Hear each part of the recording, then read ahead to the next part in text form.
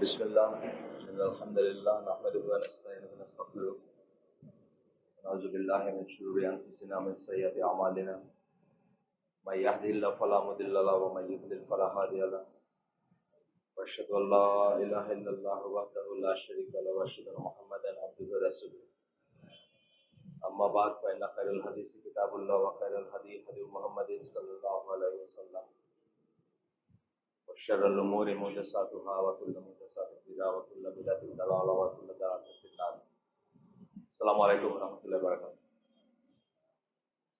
এই হালাকাটা আসলে বৃহস্পতিবারে এশার পরে হইতো, আজকে ফার্স্ট এই সময় হচ্ছে। আমরা একটা বিষয় নিয়ে আলোচনা করতেছিলাম। আমাদের সাবজেক্টে ছিল আল ওয়ালা ওয়াল বারা ফিল ইসলাম, ইসলামে শত্রু এবং মিত্র বা বৈরিতা এবং বন্ধুত্ব, এটার যে কনসেপ্ট, এটা আসলে ইমানের একটা শর্ত বা এটার কারেক্ট হওয়াটা ইমানের একটা শর্ত বা ইমানের একটা কন্ডিশন।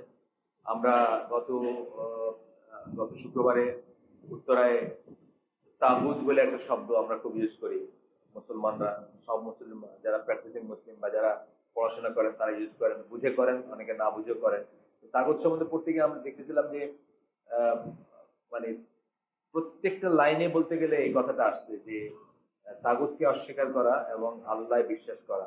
সূরা নাহলের যে আয়াতটা, এখান থেকে আল্লাহর ইবাদত করা, তাগুতকে অস্বীকার করা, কুফর বিল তাগুত বা তাগুতকে অস্বীকার করা, এবং সে আল্লাহ আল্লাহ যে একমাত্র ইলাহ, আল্লাহ ছাড়া উপাসনার বা ইবাদতের যোগ্য যে আর কেউ নাই, এটাকে অ্যাফার্ম করা, এটা হচ্ছে আমাদের ইমানের শর্ত। এবং প্রত্যেকটা জায়গায় আমরা দেখতেছিলাম যে এই you believe in Allah, you worship Allah, এই কথা বলেই বলতেছেন যে তখন কি করবে, আল্লাহর বান্দা যারা, তৌহিদের উপর যারা, তাদেরকে তুমি ভালোবাসো। মানে এটা তাগুতকে অস্বীকার করার হচ্ছে যারা তাগুত বা তাগুতের অনুসারী, তাদেরকে তুমি ঘৃণা করবা। আর আল্লাহ বিশ্বাস করা বা আল্লাহর ইবাদত করার অর্থ হচ্ছে আল্লাহর ইবাদত করে যারা বা আল্লাহর পথের যারা বা ইসলামের যারা, তাদেরকে তুমি ভালোবাসো। এই কথাটাই ওয়ালাল বারা আমরা এই বইতে নানাভাবে পড়ছি। আজকে শেষ অংশটুকু সম্ভবত, আমরা প্রায় শেষের দিকে এই বইয়ের। তো আমরা পড়তেছিলাম যে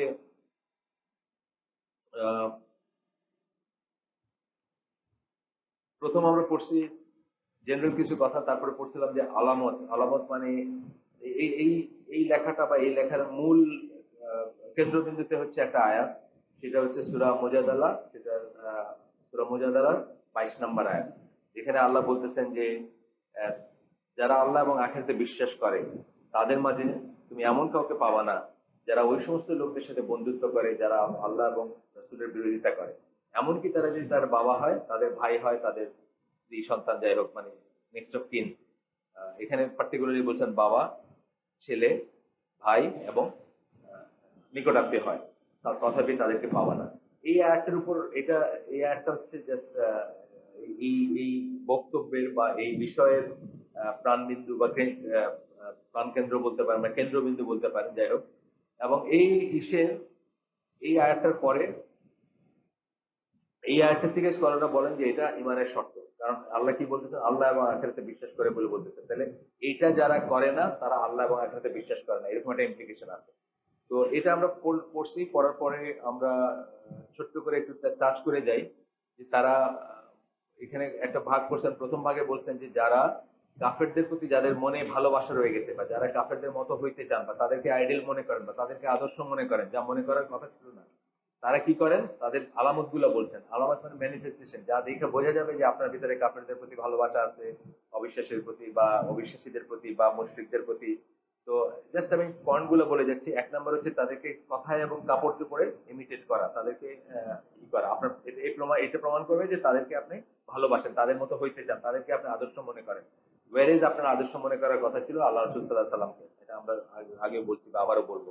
তাহলে এক নম্বর আলামত বলতেছেন তাদের মতো করে কথা বলা, তাদের মতো করে কথা বলার ভিতরে কথায় কথায় ইংলিশ ফ্রেজ ইউজ করা বা wow, good morning, good evening বা যেসব কিছু আছে আর কি, আমরা যা বলি, থ্যাংক ইউ বা আরো বলি না, অনেক কিছু বলি, আমাদের জীবনের অংশ হয়ে গেছে এগুলা, সেগুলা।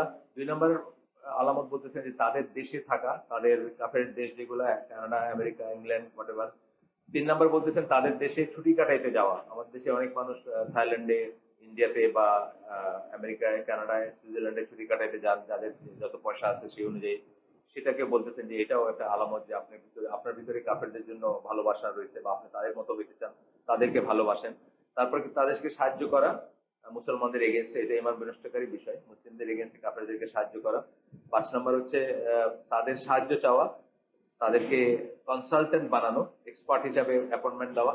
নাজুক জায়গায় যেসব দেশের কতগুলা ইনফরমেশন আছে, যেগুলো দেশের ইনফরমেশন বাইরে যাওয়া উচিত না, ক্রিটিক্যাল কিছু জায়গা আছে, যেমন ধরেন ফর এক্সাম্পল মিলিটারি অথবা কমিউনিকেশন বা আরো কিছু আছে না, যেগুলো মানে কি জায়গা, সেগুলোতে তাদেরকে বসানো বা বসানোর চেষ্টা করা, বা তাদেরকে মনে করা যে তারা এক্সপার্ট, তাদেরকে বসানো যেতে পারে। তারপরে 6 নম্বর ছিল তাদের ক্যালেন্ডার, তাদের ঈসা আলাইহিস সালামের জীবন মানে জন্ম বেস যে ক্যালেন্ডার, ইংলিশ ক্যালেন্ডার, এইটার যে বিশেষ বিশেষ দিনগুলো আছে, বা এমনিতে এটা ফলো করা, বা এটা বিশেষ বিশেষ দিনগুলাকে করা, কি বলে, সেলিব্রেট করা। New years day, Valentine's day, তারপরে হ্যালোউইন, এখন বাংলাদেশ ইংলিশ মিডিয়াম স্কুলে এগুলো সবই সেলিব্রেট করা হয়। তারপর ক্রিসমাস ডে ইত্যাদি করা, এইসব জিনিস ছিল। এই আসলে ক্যালেন্ডারটা জেনারেলি বলছেন, ক্যালেন্ডার বলার পর তারপরে আবার আরেকটা ক্লজের ভিতর বলছেন যে joining them there in their holidays, তাদের ছুটিগুলাতে তাদের সাথে যুক্ত হওয়া, তাদের ছুটি বলতে মানে উৎসবের দিনগুলোতে তাদের সাথে যুক্ত হওয়া, তাদেরকে কংগ্রেচুলেট করা, তাদেরকে গ্রিট করা, তাদেরকে হেল্প করা যেন তারা করতে পারে। আমরা জানেন যে কলাবাগানে দেখবেন যে কলাবাগানের মাঠটাতে দুর্গাপূজার মণ্ডপ হয়, স্পন্সর দেখবেন মুসলমানের নাম আছে, সৌজন্যে অমুক অমুক লোক বা এইগুলার কথা আসতেছে, অথবা ক্রিসমাস বা অন্য জিনিস যেগুলো করা হয়। 8 নম্বর হচ্ছে তাদেরকে তাদের সিভিলাইজেশন, তাদের সভ্যতাকে প্রেস করা, উইদাউট রিয়েলাইজিং যে এটা কুফর বেসড সভ্যতা, এটাকে আমরা প্রেস করতে পারি না, কোনো মুসলিম এটাকে প্রেস করতে পারে না। কারণ তাদের, আমি আগে একদিন কি বলছি যে একজন একটা একটা একটা সভ্যতা, একটা দেশ, একটা জাতি, তার সমস্ত গুণ নষ্ট হয়ে যায় একটা দোষের জন্য। সেই দোষটা হচ্ছে কি? কুফর বা শিরক। তার আর কোনো গুণ নাই। একজন মানুষের বেলাতে, একটা ইন্ডিভিজুয়াল মানুষ, তার যত গুণ আপনি মানে 1 2 3 4 5 6 করে 100টা গুণ ট্যাবুলেট করলেন, লাস্টে বললেন কিন্তু সে আল্লাহ বিশ্বাস করে না, মুসলিম বিশ্বাস মতে তার জীবনটা ইউজলেস জীবন, তাই না? আল্লাহ আল্লাহ কোরআনে বলছে যে যাদের দিনের জ্ঞান ছিল তাদেরকে আল্লাহ মৃত বলছে, আর বলছে যে কোরআন তাদেরকে জীবিত করছে। কোরআন এবং কোরআনের জ্ঞান বা দিনের জ্ঞান তাদেরকে জীবিত করছে। আল্লাহ কনসিডার করেন যে যাদের ভিতর দিন নাই, যাদের ভিতর ইসলাম নাই, যাদের ভিতর ইমান নাই, তারা মৃত, তাদের এই লাইফে কোনো মিনিং নাই। তাহলে কোন সভ্যতা কতটুকু আগায় গেছে এটার কোনো মিনিং নেই যদি তারা কুফর বা শিরকের উপর থাকে, তারা যদি মুশরিক হয়। আমরা জানি ওয়েস্টার্ন ওয়ার্ল্ড যাদের মতো আমরা হয়ে থেকে যাদেরকে আমরা প্রেস করি, তাদের মানে জীবন দর্শনের মূলে কি আছে? কুফর আছে, শিরক আছে, মুশরিক বা যাই বলে, বা নাস্তিকতা। উল্টা ভাবে আমরা বলতেছি যে একটা মানুষের অনেক দোষ থাকতে পারে, সে হয়তো পয়সা নাই তার, সে হয়তো গরিব, সে হয়তো দু একটা খারাপ কাজও করে, বা সে হয়তো ডিসিপ্লিন না, কিন্তু তার সমস্ত দোষ দোষ থেকে যায় কিসে? তৌহিদের উপর সে যদি থাকে। তৌহিদ হচ্ছে সেই গুণ যা অন্য সমস্ত দোষকে খাটো করে ফেলে, সমস্ত দোষকে ছোট করে ফেলে আমাদের কাছে, আমাদের মুসলিমদের কাছে অফকোর্স। আর কুফর বা শিরক হচ্ছে সেই দোষ, সমস্ত গুণকে নষ্ট করে দেয়। আল্লাহ বলছেন কিয়ামতের দিন তাদের কোনো কাজ কোনো ওয়েট বিয়ার করবে না, স্ক্যাটার্ড ডাস্ট, মানে ওই ধুলি করার মতো, বা যেগুলো ধুলা উড়ে যায় সেগুলোর মতো হয়ে যাবে, মিনিংলেস হয়ে যাবে তাদের সকল সৎ কাজ। এটা আমরা আগেও পড়ছি বা আগেই করছি। যাই হোক, এখন এইটা একটা পয়েন্ট ছিল, 8 নম্বর পয়েন্ট ছিল এটা। 9 নম্বর পয়েন্ট, আপনি যে কাফেরদেরকে ভালোবাসেন তার আলামত। 9 নম্বর পয়েন্ট ছিল তাদের নামে নাম রাখা, বাচ্চাদের নাম রাখা। আমরা তো এখানে মাশাআল্লাহ এই জেনারেশন না, এই আপনার মানে আমার ছেলেদের যে জেনারেশন, এদের জেনারেশন যেটা, এরা আর ওই অর্ঘ্য আর ওই ধ্রুব এবারকার নাম রাখে না, বা জনই রাখে না। এরা এখন দেখবেন মাশাআল্লাহ হামজা বা এই ধরনের নাম পাবেন, মুয়াজ। আমাদের এই রিসেন্ট যে বাচ্চাগুলো হয়েছে, একটা নাম মুয়াজ, একটা নাম ওমর, একটা নাম হামজা, এই ধরনের নাম পাবেন এখন। কিন্তু আমাদের ছেলে যারা, তাদের নাম দেখবেন সূর্য, অর্ঘ্য, ওই ধ্রুব, নাহলে জন, এই মার্কার নাম আছে না, ভর্তি নাম। তো এটা বলছেন একটা আলামত যে আপনি কাফেরদেরকে ভালোবাসেন। আর 10 নম্বর আলামত হচ্ছে আল্লাহর কাছে তাদের জন্য দোয়া করা, মানে তারা মরে গেছে, তাদের জন্য আল্লাহর কাছে দোয়া করতেছেন আপনি। অনেকে করে বাংলাদেশে, যাই না না হোক, না যে না হোক করে। এটা শুধুমাত্র কাফেরদের জন্য বা মুশরিকদের জন্য দোয়া করা যায় হচ্ছে শুধু হেদায়েতের দোয়া বেঁচে থাকতে, যে আপনার বাবা কাফের, আপনার ভাই কাফের, আপনার বন্ধু কাফের, তার জন্য আপনি দোয়া করতে পারেন যে আল্লাহ তাকে তুমি ইসলামের পথে নিয়ে আসো।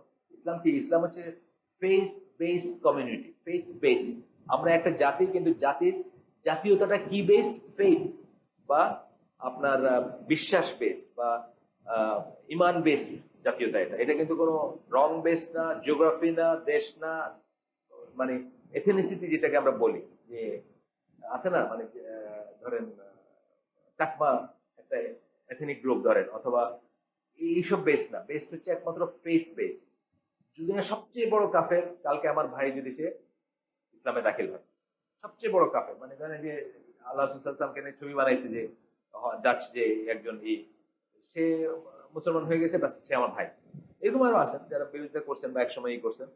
তো এটা হচ্ছে যে এদের কথা আলাদা, বা আমরা এই দোয়াটা করতে পারি, কিন্তু আমার ভাই, বাবা, মা তারা কাফের ছিল, মারা গেছে, আমি তাদের জন্য আল্লাহর কাছে চাবো, মাফ চাবো বা দোয়া দিতে আল্লাহ চান না। এই গেল 10টা আলামত যে আপনি কাফেরদেরকে ভালোবাসেন। এরপরে আলামত গুলো আমরা শুরু করছিলাম যে আপনি মুমিনদেরকে ভালোবাসেন, যেটা আল্লাহ চান, সেটার সেটারই কি সেটার আলামত ছিল। প্রথম আলামত ছিল যে আপনি কাফেরদের দেশগুলো ছেড়ে ইসলামের দেশে মাইগ্রেট করবেন, ল্যান্ড অফ ইসলাম যেগুলোকে বলি।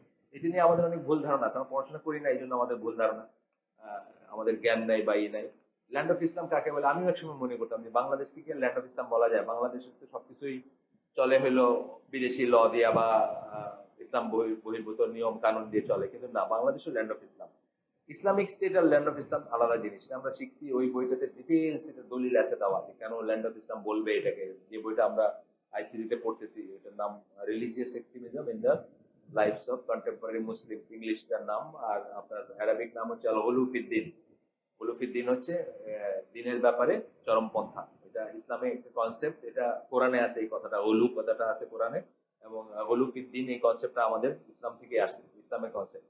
তো ওই বইটাতে আমরা ডিটেইলস দেখছি যে কেন এখনো আমাদের দেশটাকে ল্যান্ড অফ ইসলাম বলবো। আল্লাহ সাল্লাম তুই হাদিসে বলে গেছেন যে ইসলামের থেকে প্রথম চলে যাবে আল্লাহর আইন দিয়ে শাসন করা। ইসলাম থেকে প্রথম বের হয়ে যাবে, মানে চলে যাবে, থাকবে না এটা। আর শেষ পর্যন্ত থাকবে হচ্ছে সালাত। এবং যতদিন একটা দেশে নামাজ পড়তে কেউ বাধা দিচ্ছে না, সালাতে কেউ বাধা দিচ্ছে না, মসজিদে কেউ জামাতে বাধা দিচ্ছে না, আজানে বাধা দিচ্ছে না, ততদিন এটাকে ল্যান্ড অফ ইসলাম বলতে হবে। এবং আমাদের মানে বিচলিত হওয়ার খুব একটা কারণ নাই যে এটা কি। অনেকে মনে করে এইটা তো, এবং এই আকিদা, এগুলো কিন্তু আকিদা point.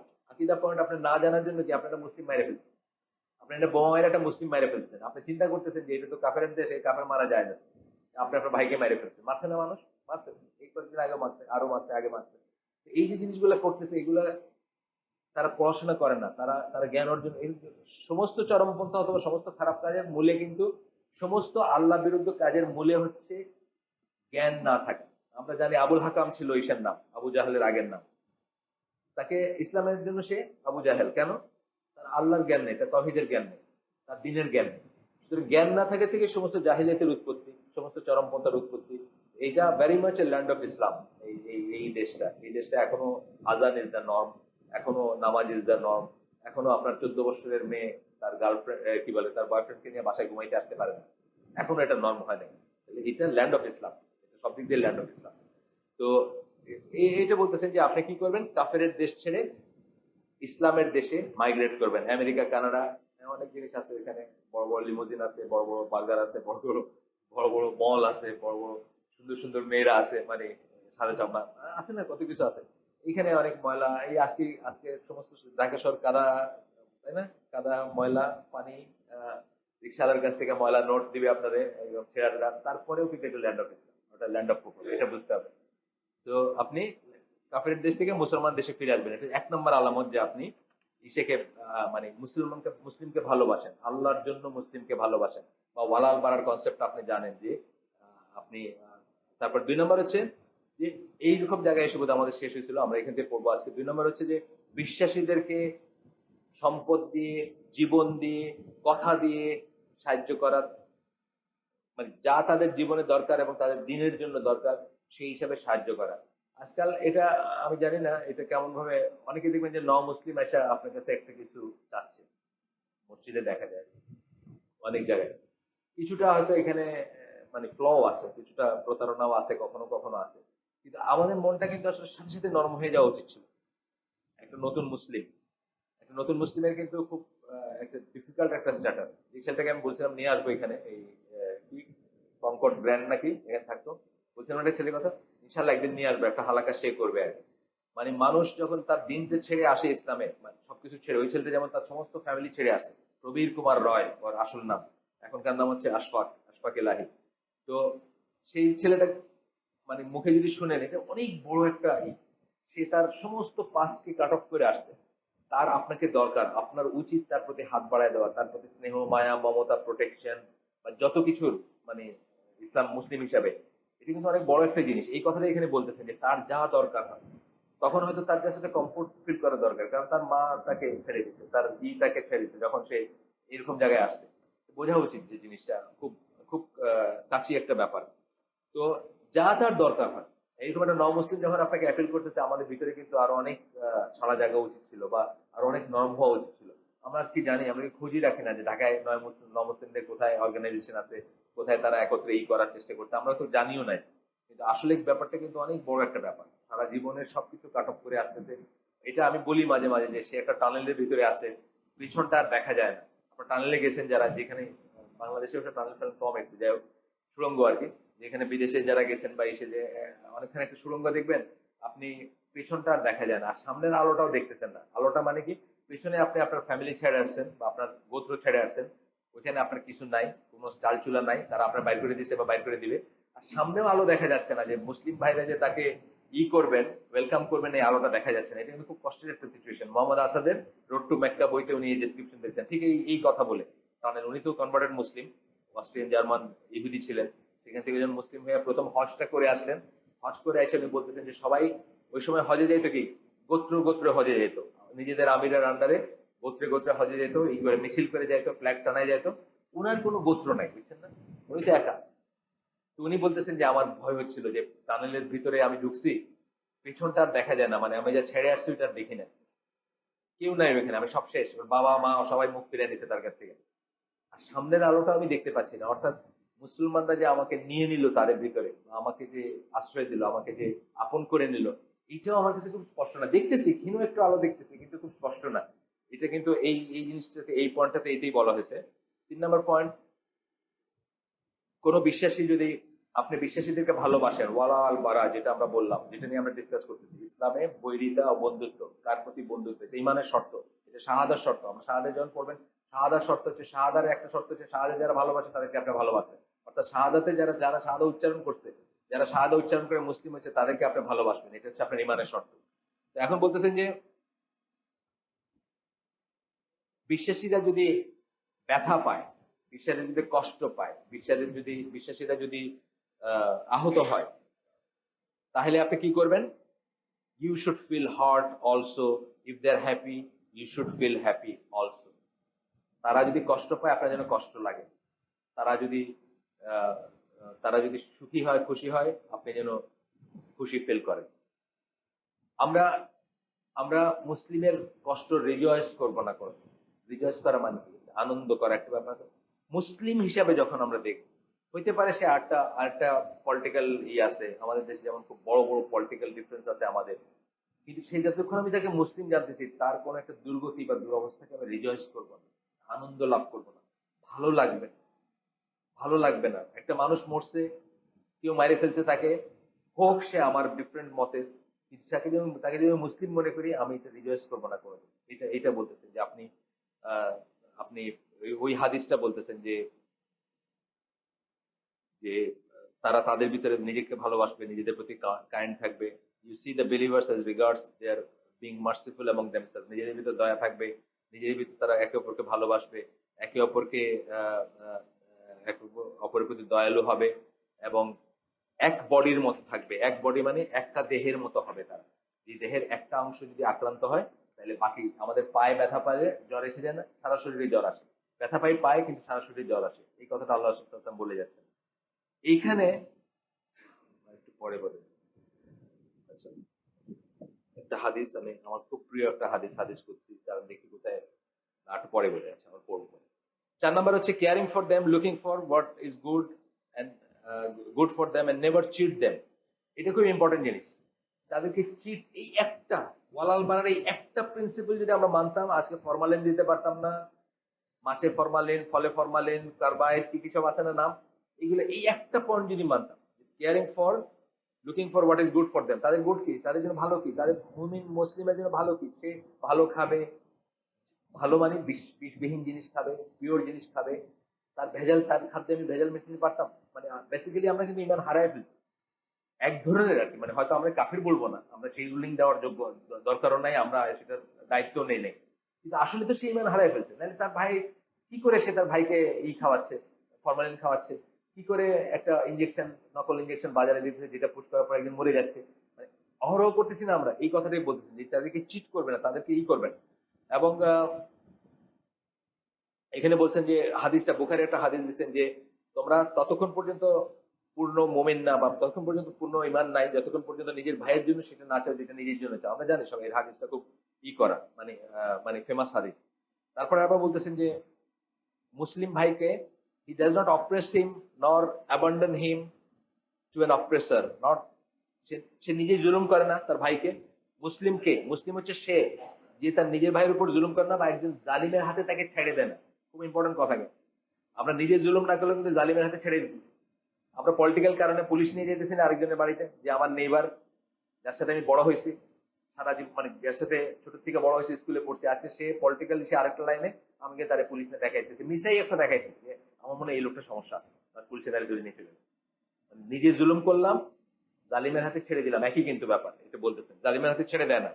Not does he look down upon him, ছোট করে দেখে না, ছোট করে দেখে না। এটা কিন্তু খুব বড় একটা ব্যাপার, ছোট করে না দেখা, যেটা আমাদের নামাজের শিক্ষা ছিল, আনফরচুনেটলি চলে যাচ্ছে। এখন দেখবেন আমাদের দেশে ওই দামি দামি জায়নামাজ নিয়ে, তারাবির সময় বিশেষ করে দেখা যায়, দামি দামি জায়নামাজ নিয়ে একজন বিলিয়নিয়ার উনি সামনের রোতে একটা জায়গা রাখলেন, এখন ওনার সাথে বাকি এখান দিয়ে আধাত আধাত ফাঁক আর কি, আর কেউ দাঁড়াবে না, ওনার জায়নামাজ দাঁড়াতে ভয় পাচ্ছে, বুঝছেন না? লুকিং ডাউন আপন দেম উনি। আমি রিক্সাওয়ালা, আমার মানে আমার গন্ধ লাগতেছে, ওনার কাছে আমার গন্ধ লাগতেছে, বা মনে হইতেছে আমার সাথে গা ঘষলে ওনার কিছু একটা হয়ে যাবে। এটাই আমাদের ছিল না কোনোদিন, এটা আমাদের কোনোদিন ছিল না। প্রথম জেনারেশনটা গল্প আছে যে একজন এরকম অহংকারী ছিলেন, উনি আরেকজনকে বলতেছেন সাবি বা তাবি, ওইরকম আমি ভুলে গেছি, কোনো একটা বইতে আমার লেখা আছে। আরেকজনকে বলতেছেন যে তুমি জানো আমি কে, মানে রাইস আর কি। হ্যাঁ জানি। বলো তো কে? তো বলতেছে যে তুমি, আপনি গতকালকের নাপাক বীর্য আগামীকালকের হাড়গোড়, গতকালকের নাপাক বীর্য ছিলেন আগামীকালকের হাড়গোড়। এইভাবে আসলে চিন্তা করা উচিত লাইফটাকে, তখন আর এই ফুটানিটা আসবে না। তা আমাদের দেশে আনফর্চুনেটলি দেখছি, এই মসজিদে তাও কম, এই মসজিদে আমি কখনো জানামাজ দেখি না, কিন্তু ওই তারাবির সময় আমি দেখি যে ওই বড় বড় বড় লোকদের মসজিদ গুলোতে দেখবেন এরকম জিনিস আর কি, তার পাশে আর কেউ দাঁড়াবেন সেই নিয়ে, অথবা তারটা রিজার্ভ করে রেখে গেছে, এটাও দেখছি আমি। তার বাড়ির ড্রাইভার বা কেউ এসে সামনের রোতে একটা বড় জানামাজ, বোঝাই যাচ্ছে এটা খুব বড় সাহেবের জানামাজ, এটা রেখে চলে গেছে, তারপর উনি এই সময় 2 মিনিট আগে এসে ওইখানে দাঁড়াবেন সামনে। এই ইসলামে ছিল না তো, এগুলো কখনো ছিল না, এগুলো নতুন আনহার্ড অফ জিনিস এগুলো। যাই হোক, তারপরে বলতেছেন যে তাকে নিচু, তাকে ছোট করে দেখবে না, তাকে তুচ্ছতা ছিল করবে না একজন মুসলিমকে। আমাদের দেশে অহরহ তুচ্ছতা ছিল করি আমরা, অহরহ। রিক্সাওয়ালাকে এখানে কতজন আছেন আপনি বলে ডাকেন, সবাই তুই, এই। আমি ফর দ্যাট ম্যাটার আলহামদুলিল্লাহ জীবনে কোনোদিন একটা রিক্সাওয়ালাকে তুই বলে ডাকছি আমার স্মরণ নেই। আমি অলওয়েজ আপনি বলি, আপনি খেয়াল করেন। বা আমার চেয়ে অনেক ছোট, এই যে জুয়েল টুয়েল, এরা তো অনেক অনেক ছোট আমাদের চেয়ে। এরা প্রায় বলে যে আমাদের তুমি বলে বলেন, তুমি বলে বলেন, আমার মুখ দিয়ে আসতে সময় লাগে। অথচ আপনি দেখবেন যে জাস্ট প্রফেশনাল বা পয়সার লাইনে আপনি দেখবেন, পয়সাতে একটু কম যার আছে, সম্পদ যার কম আছে, আমরা তাকে তুচ্ছতা ছিল করতে, এই যাবি, মানে ডাকের ভিতরে একটা অধ্যত্ত আমাদের আছে। এগুলা মুসলিম হিসাবে নট বিফিটিং, এগুলো আমরা অন্যদের থেকে নিছি, আমাদের না। Everything of A Muslim is sanctified for another Muslim. His blood, his honor, his property. অন্য মুসলমানের রক্ত, তার অনার, তার সম্মান এবং তার প্রপার্টি আপনার কাছে নিরাপদ থাকার কথা, আপনার কাছে নিরাপদ থাকার কথা। আসলে আমরা সালামটারও মিনিং বুঝি না। সালামটা, সালাম তো দেয় না আজকাল মানুষজন, সালাম দিলে মনে করে যে আমি তো একটু ছোট হয়ে গেলাম। আমাদের এক সময় দোকান ছিল নিউ মার্কেটে, আমার দোকানে কর্মচারী ছিল, ওনার বাড়ি নর্থ বেঙ্গলে কোথাও। তো ওনাকে আমার আম্মা বাসা থেকে খাওয়া নিয়ে যেত এসে, আমার আম্মা একদিন জিজ্ঞেস করলো যে তুমি তো কোনোদিন কারো সালাম করো না দেখি। তো বলে যে কি বলেন ভাবি, সালাম করলে ছোট লোক মনে করি। অথচ নবী সাল্লাহ সাল্লামকে আগে সালাম করা খুব ডিফিকাল্ট ছিল, আপনারা যারা জানেন, তার লাইফ যারা পড়ছেন, ওনাকে আগে সালাম দেওয়াটা খুব ডিফিকাল্ট ছিল, উনি আগে দিতেন সব। সালামের মিনিং বুঝি না আমরা, এই জন্য এটার মর্যাদাও নাই। এটা এটা যারা বললাম একটা, মানে এটা একটা একটা একটা কয়েকটা শব্দ হয়ে গেছে, মিনিংলেস শব্দ হয়ে গেছে। আসসালামু আলাইকুম, আসসালাম হচ্ছে আল্লাহর একটা নাম, শান্তি এবং নিরাপত্তার প্রতীক। এইটা দিয়ে যখন আপনি আপনার ভাইকে গ্রিট করলেন, এটা মানে হচ্ছে আপনি তাকে নিরাপত্তা দিলেন। আপনি বললেন যে আমার হাত থেকে তোমার জীবন এবং রক্ত নিরাপদ। এই যে বললাম, আমার জিহ্বা থেকে তোমার অনার বা তোমার সম্মান নিরাপদ, আমি তোমাকে অসম্মান করব না। আমার হাত থেকে তোমার সম্পদ নিরাপদ। এতগুলা কথাই একটা ইসের ভিতরে হয়ে যায় যদি আপনি জানতেন আপনি কি বলতেছেন। আসসালামু আলাইকুম। হ্যাঁ? কিন্তু আপনি জানেন না রেখে আমরা আসসালামু আলাইকুম বা কেউ কেউ সালাম শুধু লেখে। সালাম একটা সালাম, এই যে আপনি দেখবেন চিঠিতে বা এসে আজকাল দেখি আমি ইমেলে সালাম লেখে। সালামটা ঠিক আছে, এটা একটা একটা গ্রিটিং, কিন্তু এটা ওইটা না। আসসালামু আলাইকুম আর সালাম এক জিনিস না, এটা আপনি বুঝবেন। মানে এটা আল্লাহর নাম নিয়ে কিন্তু আপনি বলতেছেন কথা। আল্লাহর নামের সাথে সাথে তার সিফাত গুলো আসতেছে, সেইগুলো আপনি প্রয়োগ করতেছেন, বলতেছেন যে এইগুলা। এই জন্য সালামের এত মর্যাদা যে উত্তম আমলের ভিতরে একটা বলছেন বেশি বেশি সালাম দাও। বেশি বেশি সালাম দাও কেন বলছেন?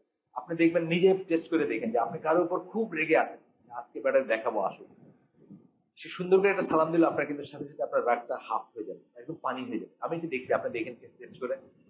কারো উপর আপনি রেগে আছেন বা কেউ আপনার উপর রেগে আছে, আমাদের এখানে ছোট যারা আছে, একটা টিচার তার উপর রেগে আছে, কোনো একটা কাজ জমা দেয় নাই, যদি অফকোর্স যদি সেও মুসলমান হয়, আপনার মুসলমান হন, রবীন্দ্রসঙ্গীতের এসে তার সালাম দিয়ে লাভ নেই। আমি একদিন একটা এসে লিখছি যে এই রবীন্দ্রসঙ্গীতের সম্মেলন হয় এসে কি নাম, শিল্পকলা একাডেমিতে।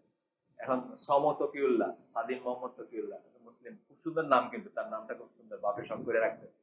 সে যদি রবীন্দ্রসঙ্গীতের এক নম্বর ব্যক্তিত্ব বোঝায়, আমি জানি এখন আর কেউ আসছে কিনা, সেই এক নম্বর ব্যক্তিত্ব ছিল।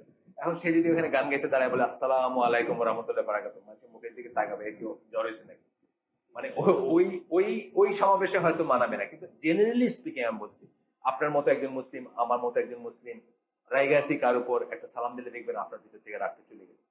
এটাই হওয়া উচিত, এটা হওয়ার কথা ছিল, এটার এফেক্ট এটাই হওয়া উচিত। এবং সালামের চেয়েও গুরুত্বপূর্ণ হচ্ছে সালামের জবাব দেওয়াটা। কেন? সালামের জবাব না দেওয়ার ভিতরে একটা ফুটানি থাকতে পারে, অহংকার থাকতে পারে, আছে না? সালাম দিয়েছে, রিক্সাওয়ালা তো সালাম দিবে, উত্তর দেওয়ার কি আছে না? এই জন্য ওটাকে ওয়াজিব করে, সেটাকে সুন্নাত বলা হয়। সালাম না দিলে গুনাহ নাই, কিন্তু সালাম উত্তর না দিলে গুনাহ, কারণ এটাতে একটা ফুটানির ভাব আসে। যাই হোক, এখানে এরপরে বলছেন যে, এই বললেন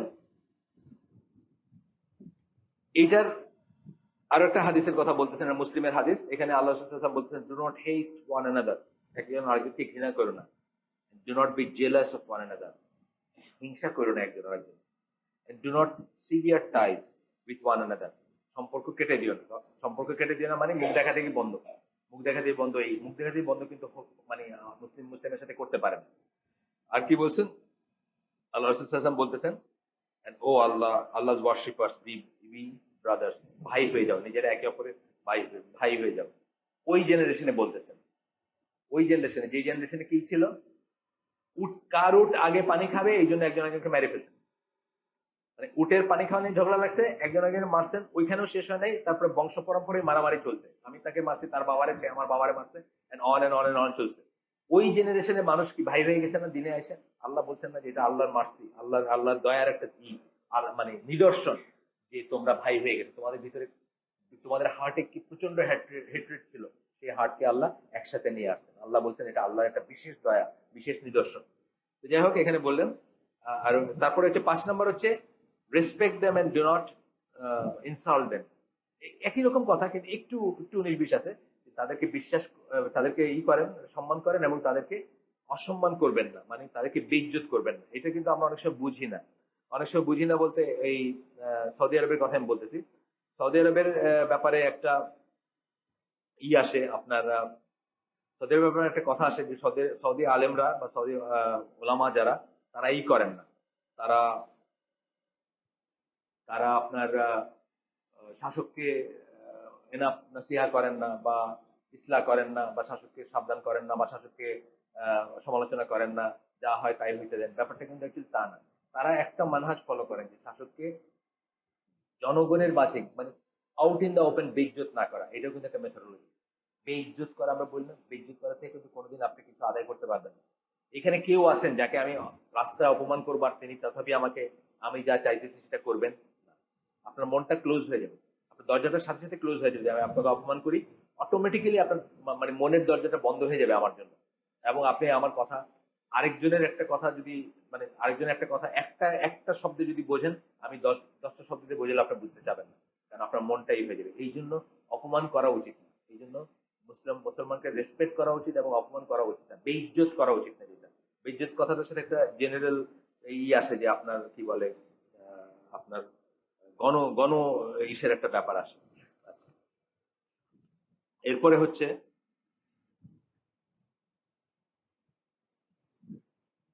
ভালো দিনেও তার সাথে থাকবেন, খারাপ দিনেও তার সাথে থাকবেন, তার দুঃখে দুঃখী হবেন, সুখে সুখী হবেন মুসলিমের।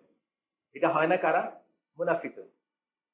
আমরা জানি না মুনাফিকরা, কারণ মক্কার জিন্দেগিতে কোনো মুনাফিক ছিল না। কেন ছিল না? মক্কায় মুসলমানদের কোনো ভালো দিনই ছিল না। মক্কা মুসলমানরা কি ছিল? গরিব ছিল, নিগৃহীত ছিল, বিতাড়িত ছিল। তারা ওই অবরোধের ভিতরে ছিল। তারপর কিছু আবেশি নিয়ে চলে গেছে, পাথর মারতেছে, বয়কট করতেছে, খাইতে দিতেছে না, নাড়ি বুড়ি উঠে নাড়ি বুড়ি ঘাড়ের উপর চাপাইতেছে। তাদের কাছে প্রাপ্তি নাই কোনো ওই সময়, পাওয়ার কিছু নাই। এই জন্য মক্কায় কোনো মুনাফিক নেই। মদিনা আসার পরে কি অনেক মুনাফিক ছিল না? কেন ছিল? পাওয়ার ছিল, মানে সুদিন আছে মুসলমানের, সুদিনে তাদের সাথে থাকতে দিতেছে। এটা মুসলমান এটা আমরা এটা কোনোদিনই করবো না। এটা মুনাফিকদের চরিত্র। আমরা আমাদের ভাইদের সুদিনে তাদের সুখের সাথে শেয়ার করব বা খুশি হব, দুর্দিনে তাদের খারাপ যখন আসবে বা খারাপ দুঃখ যখন আসবে তখন তাদের সাথে আমরা দুঃখে দুঃখিত হব। এটাই আল্লাহ বলতেছেন যে those who wait and watch about you, সূরা সূরা নিসার 140 নম্বর আয়াত। যারা মুনাফিক, ব্র্যাকেটে লেখা আছে মুনাফিকরা, তারা কি করে? অপেক্ষা করে থাকে এবং তোমাদেরকে দেখতে থাকে, তোমাদেরকে অবজার্ভ করতে থাকে। If you gain victory from Allah, they say, তোমরা যদি আল্লাহ থেকে, আল্লাহ তরফ থেকে তোমাদের যদি কোনো বিজয় আসে, তোমরা একটা যুদ্ধে জিতে গেছো, অনেক গনিমতের মাল আসছে বা আসছে, তারা কি বলে? Were we not with you, আমরা কি তোমাদের সাথে ছিলাম না? কেন বলে? গনিমতের মালের জন্য বলে, শেয়ারের জন্য বলে, অথবা ভয় পায় বলে যে এরা তো অনেক শক্তিশালী হয়ে গেছে, এখন এদেরকে সাইজ করছে, পরে তো আমাদেরকে সাইজ করবে, এই জন্য সেখানে লাইন লাগায়। বুঝছেন না? এগুলো সবই মুনাফিকের চরিত্র। তারপরে বলতেছে যে but if the disbelievers gain success, কাফেররা যদি জিতে যায় বা তারা যদি সফল হয় মুসলমানদের উপরে, they say to them, তখন তারা তাদের কাছে গিয়ে বলে, did we not gain mastery over you and did we not protect you from the believers? তখন কাফেরদের কাছে গিয়ে বলে, আমরা কি তোমাদেরকে ওই মুসলিমদের কাছ থেকে বাঁচাই নাই? আমরা কি তোমাদের সাথে ছিলাম না? মানে দুই সাইডেই যায় তারা। এটা মুনাফিকের চরিত্র, মুসলমানের চরিত্র এটা না। মুসলমান সুদিনেও থাকবে মুসলিম ভাইয়ের সাথে, দুর্দিনেও থাকবে তার সাথে। সুদিনে তার সুখে খুশি হবে। সুখী খুশি হওয়া কিন্তু খুব ডিফিকাল্ট। আপনি মনে করবেন যে এইটা আবার একটা কথা হলো না, কিন্তু এটা খুব ডিফিকাল্ট জিনিস। সুখে খুশি হওয়াটাই ডিফিকাল্ট, দুঃখ শেয়ার করাটা খুব ইজি। কেউ একজন কাতরাইতেছে হসপিটালের বেডে, আপনি তার একটু সমবেদনা জানায়, মাথা হাতে আছে, এটা খুব ভালো। কিন্তু আপনার সাথে ধরেন এই শান্তিনগরের এখানে অর্ডিনারি বাসায় ভাড়া থাকতো, হঠাৎ এসে একদিন খবর দিল আমি গুলশানে চলে যাচ্ছি, আমার গুলশানে একটা বাড়ি। আপনার ভিতরটা মনে হবে কি, সারা জীবন একসাথে স্কুলে গেলাম, হাফ প্যান্ট পরা বয়স থেকে আমি এখানে পড়ে থাকলাম, এই পানি হয় এই পীরের গল্লিতে, আর এই লোক গুলশানে চলে যেতেছে, আবার নিজের ভাষা বলতেছে। এটা সহ্য করার কথা ডিফিকাল্ট, বুঝছেন তো? এই জন্য সুখের কথাটা আসে। সুখে খুশি হওয়াটা, একদম মোমিন ভাইয়ের সুখে খুশি হওয়াটা কিন্তু মোর ডিফিকাল্ট দেন তার দুঃখে দুঃখী হওয়া। এটা মনে রাখবেন ইনশাল্লাহ। আমরা আমরা সেরকমই করবো, চেষ্টা করব নিজেদেরকে ওই পর্যায়ে নিতে। 7 নম্বর হচ্ছে ভিজিটিং দেম, কাদের? বিশ্বাসীদের, and loving to meet them and spending time with them। এখানে এই হাদিসটা আছে, হাদিস কি বললেন? 3টা কথা বললেন। ভিজিটিং দেম, বেড়াইতে যাবেন, দেখা করতে যাবেন, রোগী দেখতে যাবেন, সৌজন্য সাক্ষাৎ করবেন, কুশল বিনিময় করবেন, এগুলো সব ইসলাম। ভাইকে, নিজের ভাই, মুসলিম ভাই, লাভিং টু মিট দেম, তাদের সাথে দেখা করাটা আপনার পছন্দ হবে। এই জন্যই বলছেন যার সাথে থাকবেন, যাকে ভালোবাসবেন, তার সাথে কিয়ামত। এই কথার মানটা হচ্ছে এটা। মুমিনকে ভালোবাসলে মুমিনের সাথে কিয়ামত হবে, কাফেরকে ভালোবাসলে কাফেরের সাথে হবে, সিনেমা অ্যাক্ট্রেসকে ভালোবাসলে তার সাথে হবে, ড্রাগ এডিক্টকে ভালোবাসলে তার সাথে হবে। সুতরাং আপনি বুঝে নেন যে আপনার কিয়ামত আপনি দেখতে পাবেন। আপনার চারিদিকে মানুষগুলো দেখেন, কার কাছে যেটা আপনার ভালো লাগে, ওইটা থেকে আপনি বুঝবেন যে আপনার কিয়ামত কার সাথে হবে এবং আপনি কি কোথায় যাবেন। একেবারে খুব খুব ছোট্ট একটা জিনিস, আমরা এটাকে অনেক সময় করি। এটা হইতেই পারে না যে আপনি কাউকে ভালোবাসেন অথচ আপনার ভিতরে তার কোনো ইনফ্লুয়েন্স নাই, বা তার কাছে আপনি যাইতে পছন্দ হয়, তার মানে আপনি তার চরিত্রগুলো পছন্দ করে। সে যদি মুনাফিক হয় আপনি তার মুনাফিকই পছন্দ করেন, সে যদি কাফের হয় আপনি তার কুফর পছন্দ করেন, সে যদি নায়িকা হয় আপনি তার অভিনয় পছন্দ করেন, চেহারা পছন্দ করেন, সে যদি ক্রিকেট প্লেয়ার হয় তার আপনার ওই গুণগুলো পছন্দ হয়। খেলাধুলাকে কিন্তু এত ইনোসেন্ট পাইবেন না। খেলাধুলা কখন আসছে? খেলাধুলা বেসিক্যালি শরীর প্রদর্শন করার জন্য পৃথিবীতে আসছে অরিজিনালি। আপনারা যে গ্রিক হিস্ট্রি পড়েন, আপনারা যদি দেখেন, ওই যে রোমানদের গ্ল্যাডিয়েটর্স অ্যারিনা, এগুলো সম্বন্ধে পড়াশোনা করেন, শারীরিক উৎকর্ষতা, শারীরিক কি বলে কসরত এগুলা সবকিছুর পিছনে কি?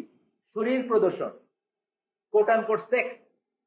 শুনতে যত খারাপ লাগুক আপনার, তাইলে আপনি যখন তারে ভালোবাসতেছেন আপনি তার ওই সমস্ত জিনিসগুলো ভালোবাসেন। সারাপো বা ওই টেনিস খেলে, দেখেন না তার কত সুন্দর সুন্দর ছবি ওঠে, আপনি কি তার টেনিস নাকি? শুধু তার টেনিস না, তার সমস্ত এইগুলাকে আপনি ভালোবাসেন। এই জন্য যাকে ভালোবাসবেন তার সাথে কিয়ামত। তাহলে মোমেনকে ভালোবাসেন, যদি মুসলিমকে ভালোবাসেন, তার সাথে দেখা করতে যান, তার সাথে তাকে ভালো, তাকে তাকে দেখতে ভালো লাগে আপনার ভিতরে, এবং তার জন্য যদি স্পেন্ড করেন, খরচ করেন, চা হোক, যার যেটা আমার টপিক আছে, কারো চা, কারো একটা একটা একটা সিঙ্গাড়া হোক, অথবা কিছু না থাকলে একটা মুখের হাসি, আল্লাহ রসুল বলছেন না, হাসি মুখে তাকানো সাদাকা, কিছু না থাকলে হাসি তাকাইলেন, সেটাও সাদাকা। এইখানে একটা হাদিস করছি, আছে, এটা আমার খুব প্রিয় হাদিস, আমি অনেকখানে কোট করছি, আমি লেখালেখি করতাম একসময় ব্লগে বা ইসে, আমি অনেকখানে কোট করছি, শোনেন আপনারা। আল্লাহ বলতেছেন, My love is due for all those who love one another on account of me. আমার ভালোবাসাটা আল্লাহর ভালোবাসা, হাদিস কুদসি, আল্লাহর ল্যাঙ্গুয়েজ, মানে আল্লাহর বক্তব্য, সরি ল্যাঙ্গুয়েজ আসলে বক্তব্য আল্লাহর। আমার ভালোবাসা তাদের প্রাপ্য যারা আমার জন্য একে অপরকে ভালোবাসে। ওয়ালা ওয়ালা ওয়ালাল বারাফিল ইসলাম, তাই না? ওয়ালা ভালোবাসতেছে কেন? শুধু আল্লাহর জন্য। Faith based community. ওই নাইজেরিয়ান লোকটা দেখতে আমার কাছে উদ্ভটই লাগে, ভয়ও লাগে মাঝে মাঝে, এত বড়, কালা, কুচকুচা। আমি ভালোবাসি কেন? আল্লাহর জন্য ভালোবাসি।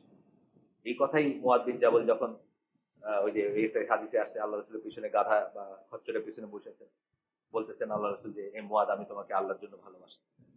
আল্লাহ জন্য ভালোবাসার কথাটা মানি। তাহলে আল্লাহ বলতেছেন, আমার ভালোবাসা তাদের প্রাপ্য যারা একে অপরকে আমার জন্য ভালোবাসে। Not for money, not for সৌন্দর্য, নট ফর তদবির, আছে না?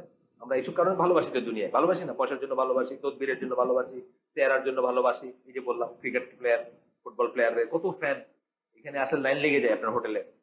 ছেলেরা যখন আসে, মেয়েদের লাইন লেগে যায় না হোটেলে, মানে কে একটু অটোগ্রাফ নেবে, কে একটু কথা বলবে।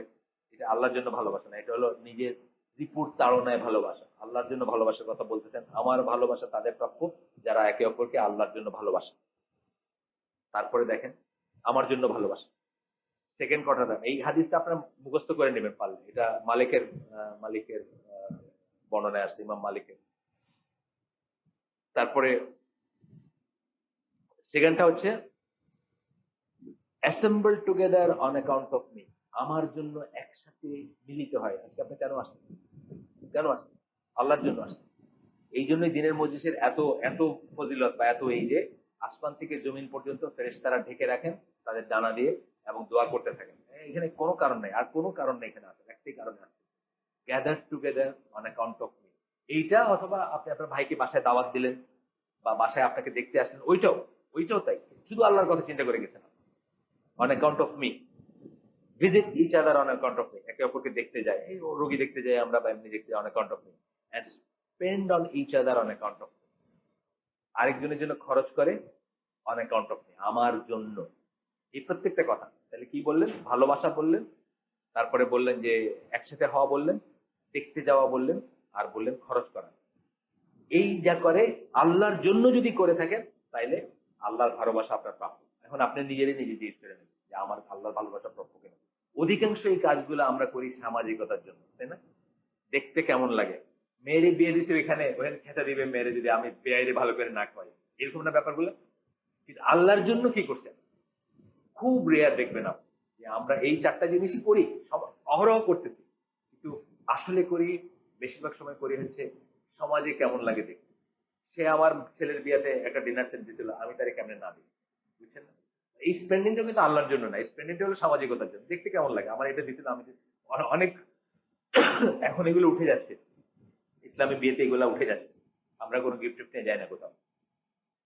দেয়ার ওয়াজ এ টাইম যখন বিয়া শেষ হওয়ার পরে প্রথম একটা কাজ ছিল, সকালে বসে সব গিফট খুলে লিস্ট করে দেখায় কে কি দিছে, আমার দিতে হবে না, আমি যখন আবার ওর ছেলের ওর মেয়ের বিয়ে হবে তখন দিতে হবে। এটা অন অ্যাকাউন্ট অফ আল্লাহ না, এটা অন অ্যাকাউন্ট অফ আপনার সামাজিকতা, কে কি বলে, লোকে কি বলে, পাছে লোকে কি বলে, ওইটা দিয়ে অন অ্যাকাউন্ট অফ আল্লাহ বলতেছেন। এই চারটা জিনিস যদি করতে পারেন, আল্লাহর ভালোবাসা আপনার প্রাপ্য। যাই হোক, এই হাদিসটা আমি খুঁজতেছিলাম, এই হাদিসটা আমার খুব প্রিয় হাদিস, এবং আপনাদের সাথে ইনশাল্লাহ শেয়ার করবো, সেই জন্য খুঁজতেছিলাম।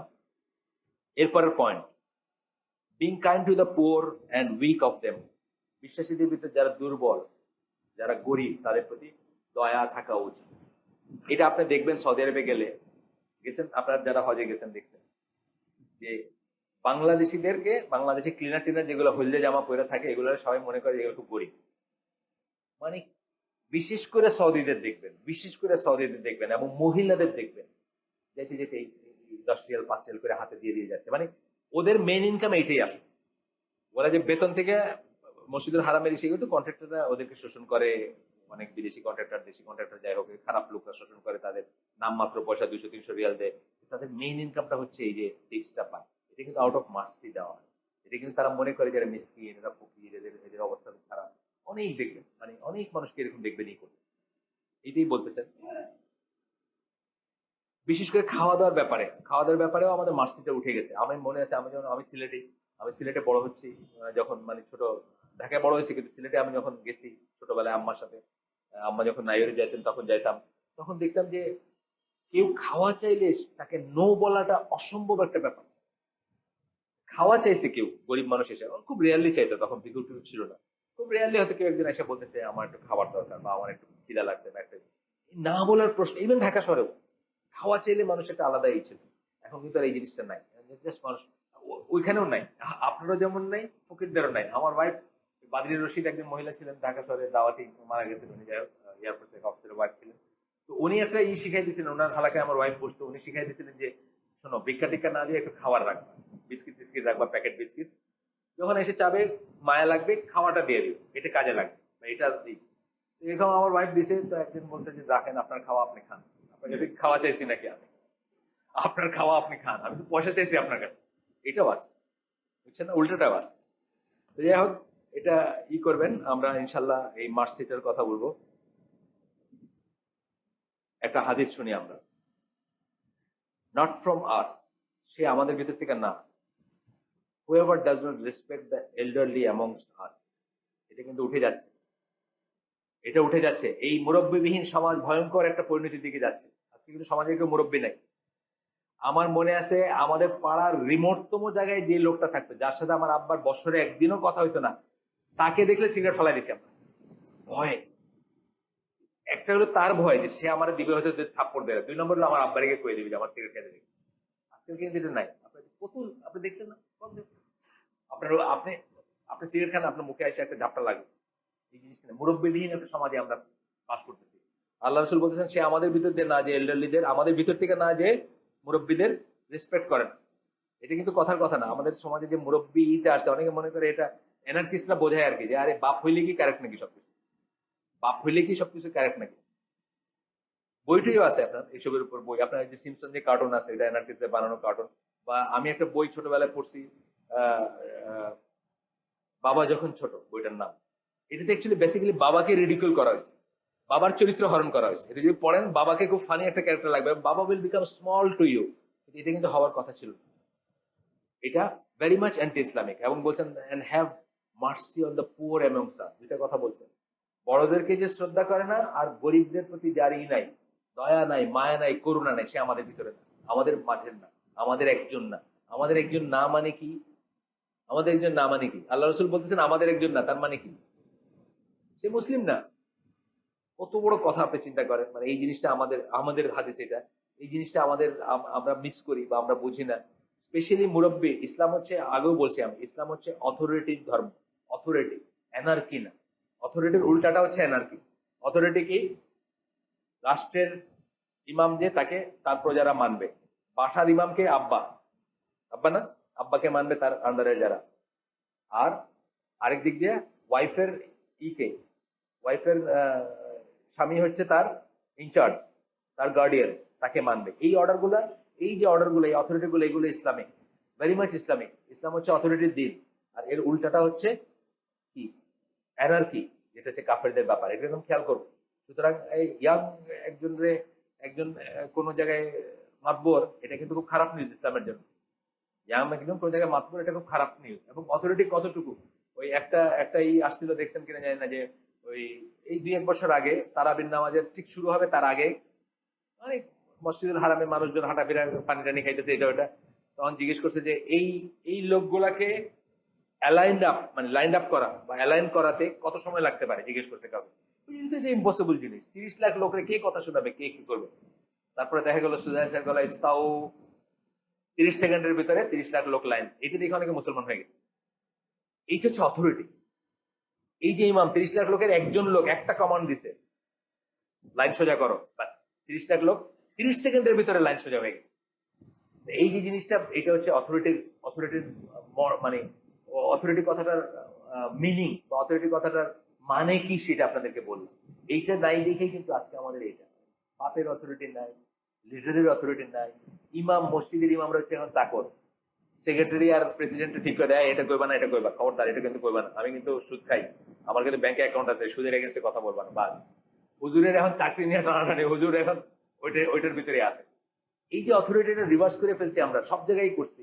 ওয়াইফে এখন হাজবেন্ড একটু অফিস থেকে একটু ঠান্ডা পানি দেন, নাও না, ফ্রিজটা একটু খোলা কাছেই আছে, তুমি নিয়ে নাও, বুঝছেন না?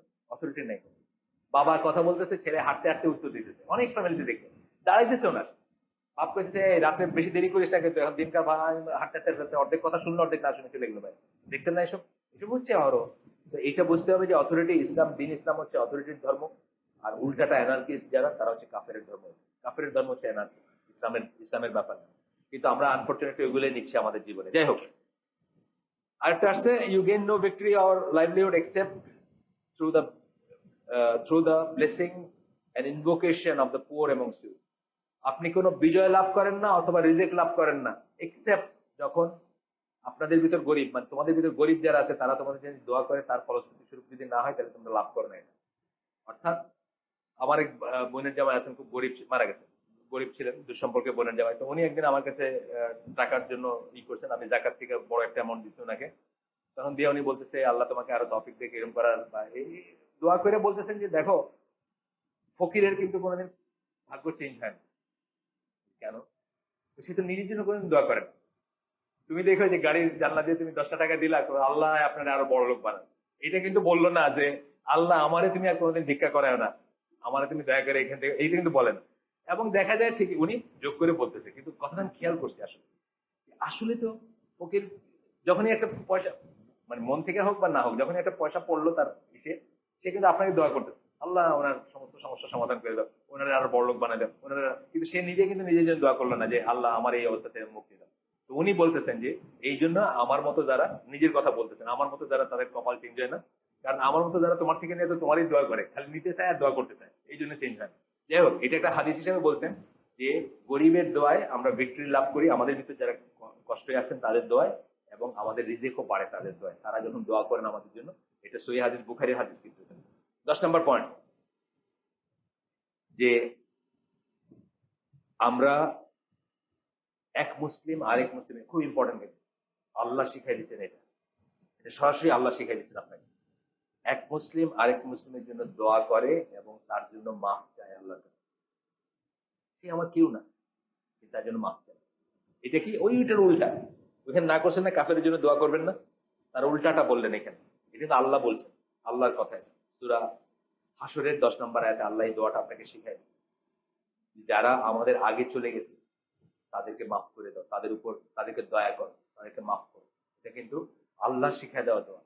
দেখে নিন আপনার সূরা হাশরের 10 নম্বর আয়াত। এরপরে এরপরে আরেকটা আছে, এটা হচ্ছে সূরা 47 নম্বর সূরা, 47 নম্বর সূরা হচ্ছে সূরা মুহাম্মদ।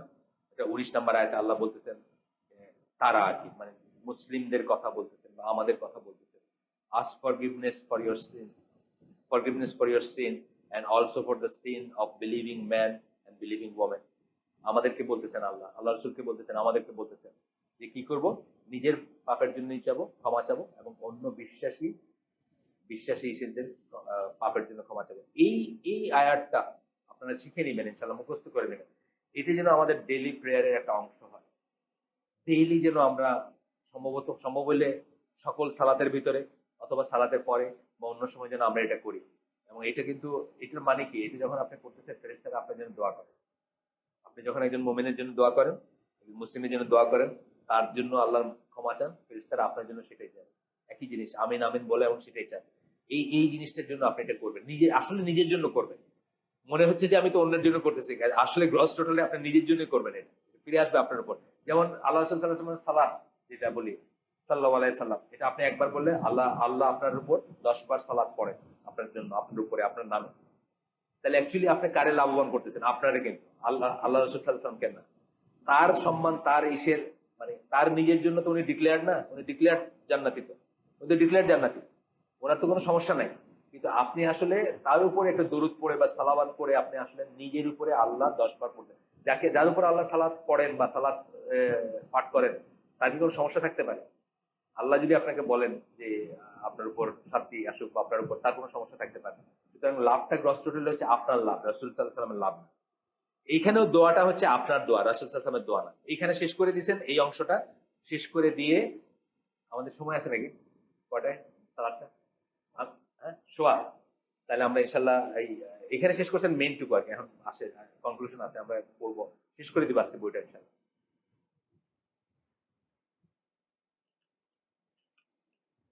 আমরা কি পড়তেছি? কি নাম কি? আল ওয়ালা ওয়াল বারা ফিল ইসলাম। ইসলামে বন্ধুত্ব এবং বৈরিতা, কে বন্ধু হবে কে বৈরী হবে। ফেইথ বেস কমিউনিটি, কথাটা সবসময় মাথায় রাখবেন। ঘৃণা এবং ভালোবাসা ফেইথ বেস জিনিস, ফেইথের লাইনে হবে, আর কিছু লাইনে না। আমি নোয়াখালী বাড়ি, আমার এই লিগে এই করবেন না, বা আমার বাড়ি সিলেট এই জন্য এই করবেন না, না ফেইথ। আমি কাফের, একটা একটা স্ট্যাটাস, আমি মুসলিম আটটা স্ট্যাটাস। Faith base community. আচ্ছা আসেন, এখানে শেষ করার পরে কতগুলো কথা বললেন। আল্লাহ কাফেরদের সাথে আপনাকে সুন্দর ব্যবহার করতে না করেন নাকি? এতক্ষণ ধরে আমি যা পড়লাম মনে হতে পারে যে কাফের মানে খালি মুগুর দিয়ে, না না তা ব্যাপার না, মুগুর দিয়ে বাড়ি দিব আড়ি দিব তা না। আপনাকে সুন্দর ব্যবহার করতে না করেন, বরং সুন্দর ব্যবহার দেখেই তো মানুষ ইসলামে আসছে। যে আমরা প্রথম দিকে যুদ্ধ করার কথা কি জানি, যে খ্রিস্টান আর্মির ফ্রন্ট লাইন থেকে দলে দলে চলে আসছে এই সাইডে। ব্যবহার দেখছে, যখন যখন দেখতেছে যে এর সিপা সালার সামনে ঘোড়ার পেটে থেকে তীর ধনুক সবকিছুর রিস্ক নিয়ে সে মানুষকে প্রোটেক্ট করতেছে। আমাদের আমাদের মুসলিম মুসলিম শাসক অথবা মুসলিম যে রুলার বা মুসলিম যে সিপা সালার, তার কি সে হবে অন্যদের জন্য ঢাল। সে হোল্ড আপ থাকবে না, গর্তের ভিতর লুকায় থাকবে না, সে হবে ঢাল, সে সামনে থাকবে।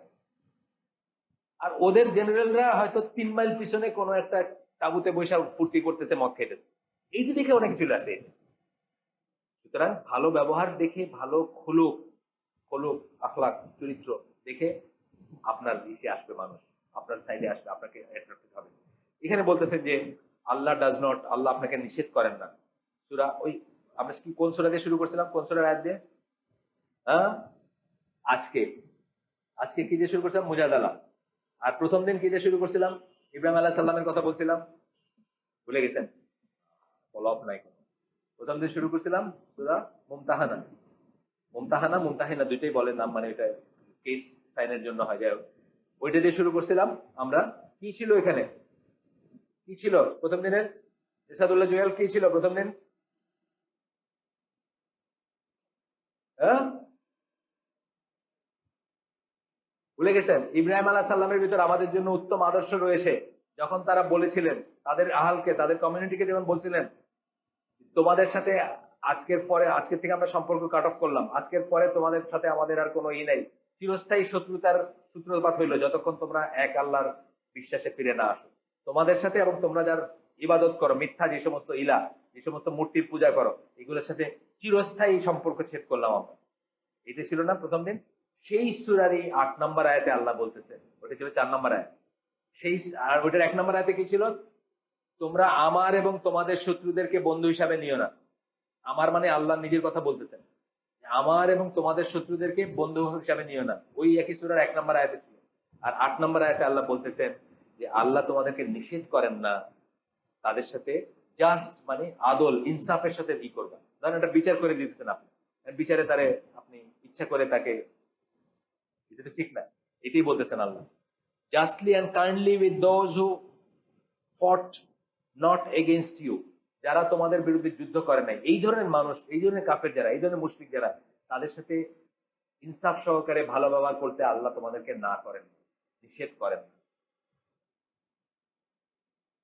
যারা তোমাদের সাথে যুদ্ধ করে নাই অন অ্যাকাউন্ট অফ রিলিজিয়ন, দিনের জন্য যুদ্ধ করে নাই যারা, অর্থাৎ তোমরা মুসলিম এই জন্য তারা যুদ্ধ করে নাই। অন্য যুদ্ধ করে থাকতে পারে, অনেক সময় সম্পত্তি নিয়ে মারামারি হয় না, সেটা ডিফারেন্ট জিনিস।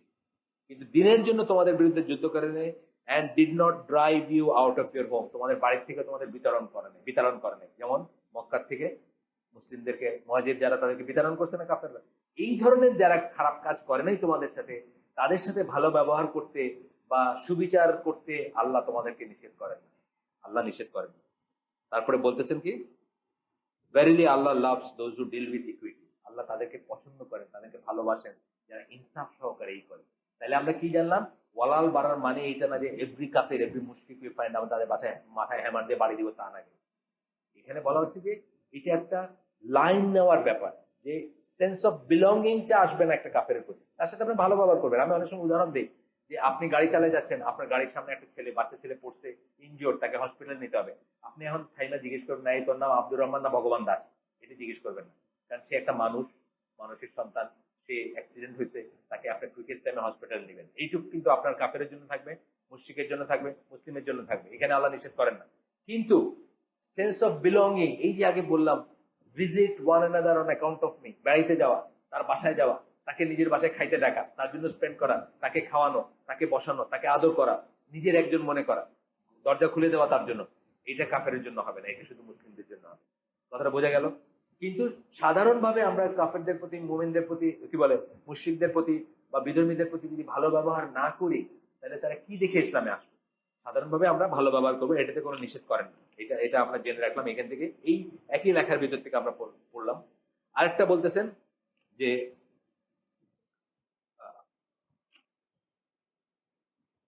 মা বাবাকে ট্রিট করার ব্যাপারে কি বলছেন আল্লাহ, যদি তারা কাফেরও হয় তাইলেও কিন্তু আমাদের ভালো ব্যবহার করতে হবে। কাফেরদের প্রতি ভালো ব্যবহার করা যে নিষেধ তা না।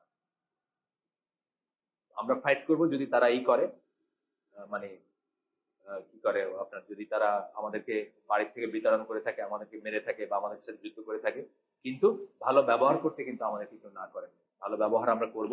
বাবা মার প্রতি ভালো ব্যবহার যেখানে আসছে ওখানে বলছেন যদি তারা কাফেরও হয় তবুও তাদেরকে আমরা ভালো ট্রিট করতে হবে, ভালো ব্যবহার করতে হবে। গেল। আমি সামারিতে চলে যাব, সামারিটা আর বই থেকে বলবো না, আমি নিজে বলবো। এখন তাহলে আমরা কি করব জীবনে? শুনলাম এত কিছু, জীবনে চলবো কিভাবে? আমরা যারা এখানে আসি, আমাদের জীবনে অহরহ এরকম আসে সিচুয়েশন যে আমরা ওইসব মানুষদের সাথে চলি যারা আল্লাহ এবং রসুলের বিরোধিতা করে। অনেক মানুষ আছে, বুঝে করুক না বুঝে করুক, আল্লাহ রসুল বিরোধিতা করে। এই লেখক বা আরো অন্য জায়গায় দলিল বা অন্য জায়গায় আছে, সমগ্র মানব কুলকে তিন শ্রেণীতে বিভক্ত করছে, তিন ভাগে। প্রথম ভাগ হচ্ছে নবীন, সিদ্দিকিন, সুহাদা, সালেহিন। নবীগণ, সিদ্দিকগণ, আবু বকর সিদ্দিকের মতো যারা ছিলেন সত্যবাদী, তারপরে শহীদগণ, এবং সালেহীন, সৎ কাজ যারা করে। এটা হচ্ছে প্রথম ভাগ। এই প্রথম ভাগের মানুষকে আমরা কোনোদিন সমালোচনা করব না বা ঘৃণা করব না। গেল। দ্বিতীয় ভাগ হচ্ছে কাফের, মুশরিক, এথিস্ট, নাস্তিক যারা আছে তারা, এদেরকে আমরা কোনোদিন নিজের ভাববো না, নিজের একজন ভাববো না, আপন ভাববো না, বন্ধু ভাববো না। ভালো ব্যবহার করবো, ভালো ব্যবহার ওয়ান থিং, বন্ধু ভাবা আরেকটা জিনিস। আর থার্ড ক্যাটাগরিতে করছেন আপনারা আমার মতো যারা আছেন, মুসলিম যারা, তাদের ব্যাপারে আমরা কি করব? এটা কিন্তু একটা প্রশ্নবোধক চিহ্ন। তাদের ব্যাপারে আমরা কি করব? তারা যতটুকুতে শুদ্ধ বা ভালো ততটুকুতে আমরা তাদেরকে সাপোর্ট করব, তাদের সাথে থাকবো, তাদেরকে সমর্থন করব, তাদেরকে ভালোবাসবো। আর তারা যতটুকুতে অশুদ্ধ, অঠিক, যদি তাকে মুসলিম বলা যায়, যতটুকুতে তিনি অশুদ্ধ, অঠিক বা সীমা লঙ্ঘন করছেন, ওইখানে আমরা তার সাথে থাকবো না। এখানে সূরা দলিল হচ্ছে, আপনারা দেখে নিন পরে বাসায় গিয়ে বা অন্য সময়। এখানে মেইন দলিলটা হচ্ছে এইটুকু যেটা বললাম, এটার মেইন দলিলটা হচ্ছে সূরা মায়েদার 2 নম্বর আয়াত, যেখানে বলছেন, এখানে এখানে নাই, অবশ্য কোট করেন নাই। সূরা মায়েদার 2 নম্বর আয়াত, যেখানে আল্লাহ বলছেন যে সীমা লঙ্ঘনে একে অপরকে সাহায্য করবেন না, কিন্তু ভালো কাজে একজন আরেকজনকে সাহায্য করবেন। এইভাবে যদি আমরা দুনিয়াকে দেখতাম, আমাদের জন্য অনেক ইজি হয়ে যেত, অনেক জায়গায় ডিসিশন মেকিং ইজি হয়ে যেত। একটা মানুষ একটা জিনিসে ভালো হইতে পারে, আরেকটা জিনিসে না হইতে পারে। ভালো জিনিসটাতে আমরা তার সাথে থাকবো, খারাপ জিনিসটাতে তার সাথে থাকবো না। আমি আমি টিপিক্যালি উদাহরণ দিয়ে হেফাজতের ব্যাপারটা অনেকখানি আমি বলছি কথা। হেফাজতের 13 দফা দাবি প্রাথমিকভাবে যেটা, এটার ভিতরে না বলার বিশেষ কিছু নাই একাডেমিক লেভেলে, ঠিক না? এটা আমরা তাদেরকে বললাম যে আমরা তাদেরকে এটার জন্য সাপোর্ট করি, পছন্দ করি বা এই করি। তারপরে কি করলো হেফাজত? ঢাকা অবরোধ করলো। এখানে কি, এখানে এই কাজটা আমরা দলিল দিয়ে দেখবো যে এই কাজটা তো সমস্ত দলিল থেকে দেখা যায় যে এই কাজটা ইসলাম সাপোর্ট করেন। সুতরাং এইখানে আমরা যুক্ত হব না। কেন সাপোর্ট করেন এটা অনেক বড় আলোচনা, কোনোদিন চাইলে আমরা করতে পারি এখানে আলোচনা। আজকেও আমাদের ওইখানে হালাকা ছিল এটা নিয়ে। তাহলে কেন সাপোর্ট করবো না, এটার অনেক বড় দলিল আছে। তাহলে যেটুকু ঠিক বলতেছেন ওটার জন্য তাদেরকে সাপোর্ট করবো, যুক্ত হবো, ভালোবাসবো। যেটুকু অঠিক করতেছেন ওটুকুর সাথে আমরা চলবো না বা বসবো না বা উঠবো না।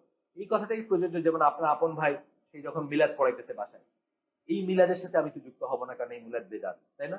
কিন্তু ওই একই ভাই যখন একটা ভালো কাজ করতেছে, ধরেন ফর এক্সাম্পল সে আপনার একটা জানাজার জন্য আপনাকে বলতেছে চলো এই জানাজায় যাই, অমুকের আমাদের চাচা মারা গেছে, অফকোর্স যাবো আমরা তার সাথে, কিন্তু ভালো ভালো দিকে আমাকে ডাকতেছে, এইটাই হওয়া উচিত আমাদেরই। তাহলে আবার সামারি, আমরা সারা পৃথিবীর মানুষকে, বিশ্বের মানুষকে 3 ভাগে ভাগ করব। এক ভাগ হচ্ছে নবীন, সিদ্দিকিন, সুহাদা, সালেহিন। সূরা নিসার আয়াতে আসছে, আপনারা দেখেন, যাদের কথা আমরা বলি সিরাত আল্লাযিনা আনআমতা আলাইহিম, যাদের কথা বলি যে তাদের পথে আমাদের পরিচালিত করা, যাদের উপর তোমার রহমত বর্ষিত হয়েছে, তারা কারা? নবীন, সিদ্দিকিন, সুহাদা, সালেহিন। এদেরকে আমরা কোনো অবস্থায় তাদের বিরোধিতা করবো না, তাদের সমালোচনা করবো না, তাদেরকে গালি দিব না, তাদেরকে মানে খারাপ বলবো না। তারা আমাদের সবসময় ওয়ালা মানে বন্ধুত্ব বা আমাদের ভালোবাসার প্রাপ্য, মানে তাদের তাদের প্রাপ্য, তারা এটা যোগ্য আমাদের সবসময়। আরেকটা শ্রেণী হলো কাফের, মুশরিক, এথিস্ট, অ্যাগনস্টিক যারা আছে, তারা আমাদের ভালোবাসার পাত্র হবে না কখনোই। আর মাঝখানে হচ্ছে আম মুসলিম আমরা যারা আছি, তারা তাদের যতটুকু শুদ্ধ, যতটুকু ভালো, ততটুকু যেন আমরা তাদের সাথে যুক্ত হবো, তাদেরকে ভালোবাসবো। যতটুকু অসত্য, যতটুকু ঠিক না, সেটা যেন আমরা তাদের থেকে নিজেদেরকে বিযুক্ত বা মানে মানে রাখবো, আলাদা রাখবো। আমার একটি প্রশ্ন, বিবাহের দেনমোহর দেয়া হয় না বিবাহের 7 মাস পর স্ত্রীর মারা গেলে,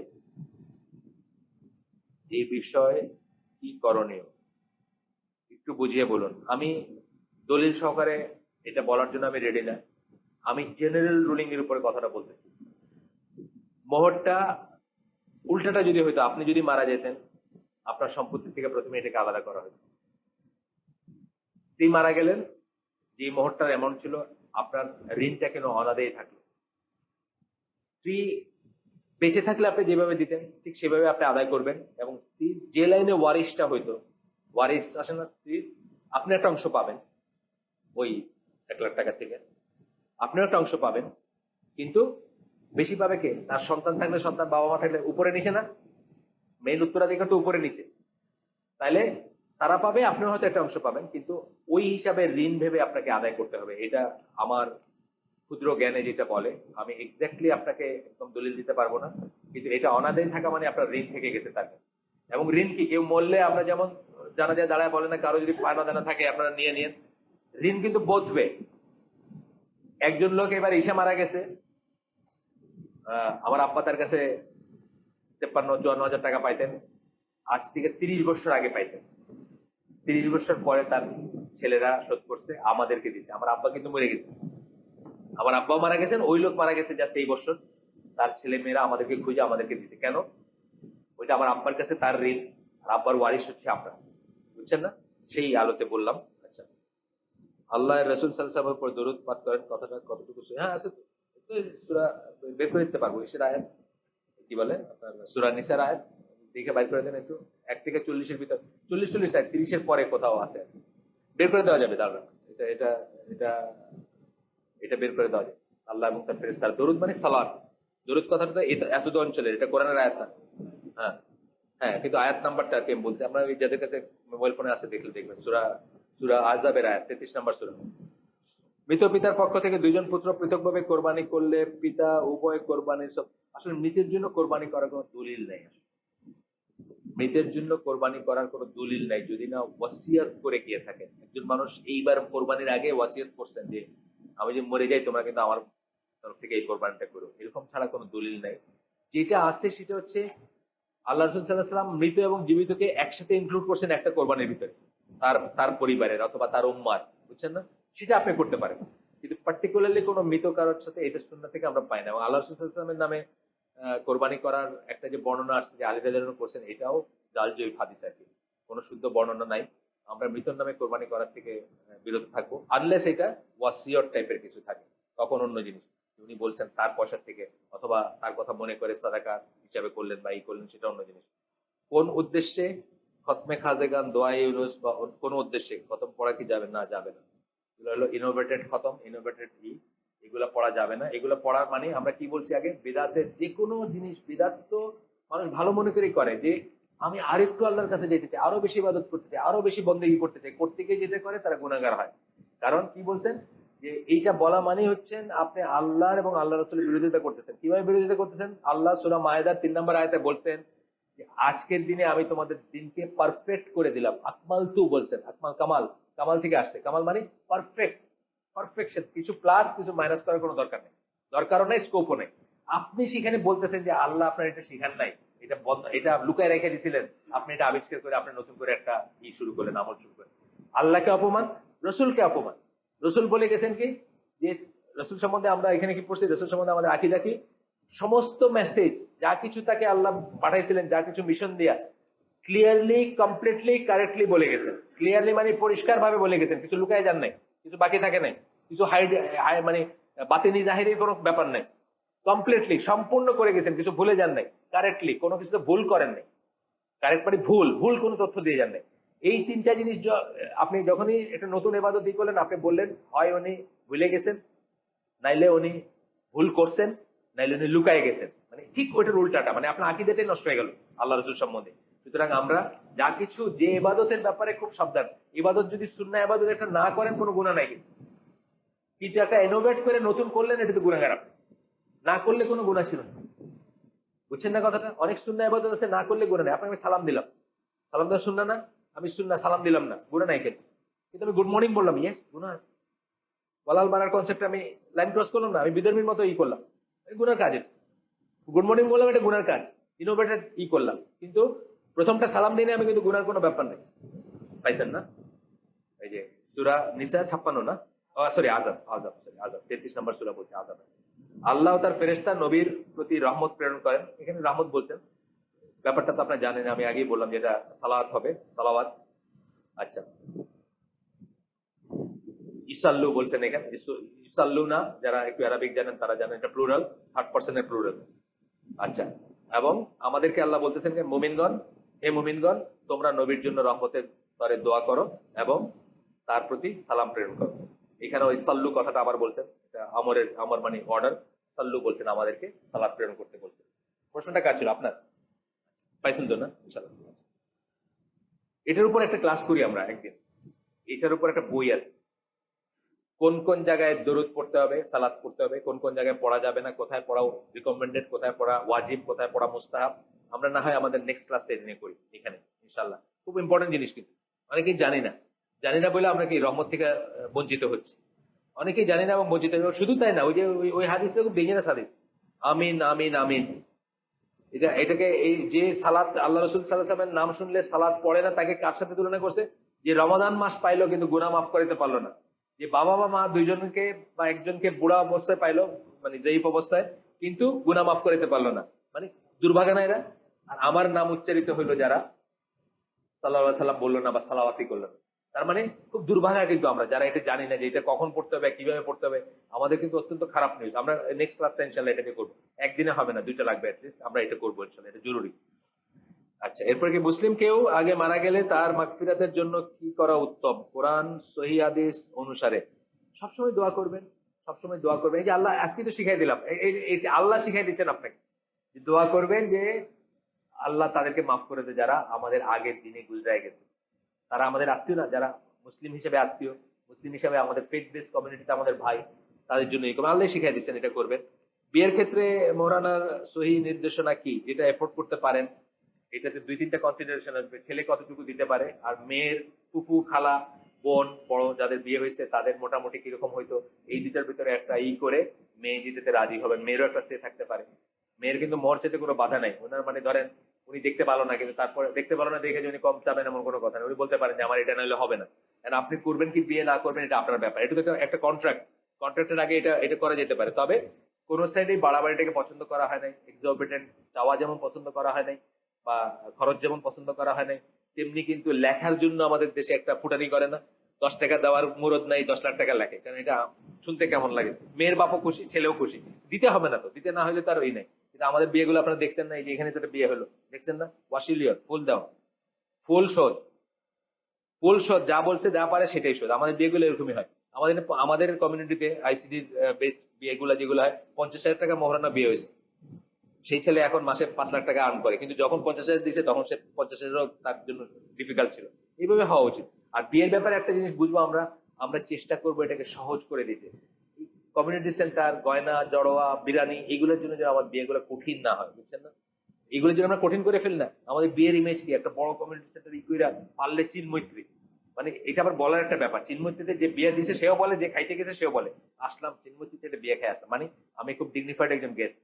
আল্লাহ রসুলের বিয়েগুলোর বর্ণনা কি আসছে, বিয়ে শাদীর বর্ণনা। আব্দুর রহমান ইবনে আউফ দেখছেন গায়ে হলুদ রং, কি হয়েছে তোমার হলুদ রং কেন? আমি বিয়ে করছি। ও বিয়ে করছো, তাহলে তুমি একটা কাজ করো, তুমি ওই একটা ছাগল থাকলে একটা দিয়ে অলিমা করো, একটা থাকলে অন্তত একটা ছাগল দিয়ে থাকলে তাই দিয়ে অলিমা করো। অথবা মদিনার মসজিদে কি করছেন, যাও তো দেখো গিয়ে রাস্তায় কাকে কাকে দেখা যায় পাওয়া যায়, নিয়ে আসো, অলিমা হয়ে গেল বিয়ে। তাই ই করলেন। আমাদের সিম্পল হওয়া উচিত। আমাদের ছেলে মেয়েগুলোকে আমরা কবিরা গুণা থেকে বাঁচাবো বিয়ে শাদীকে সিম্পল করে, নিখরচা করে, কম খরচ করে, কম ডিমান্ড করে এবং কম এক্সপেকটেশন দিয়ে। এগুলার কোনো কোথায় খাওয়াইলেন, কত কোন কমিউনিটি সেন্টারে কত বড় গয়না দিলেন, কত বড় শাড়ি দিলেন, কত কয়দিন ধরে বাতি জ্বললো, এগুলা দিয়ে আখেরাতে কিচ্ছু পাওয়ার নাই, তাই না? কিন্তু ওই ছেলেটা বিয়ের ডিলে হওয়ার জন্য কবিরা গুনায় যুক্ত হলো, এটা কিন্তু আপনার সাথে আখেরাতের হিসাব আছে।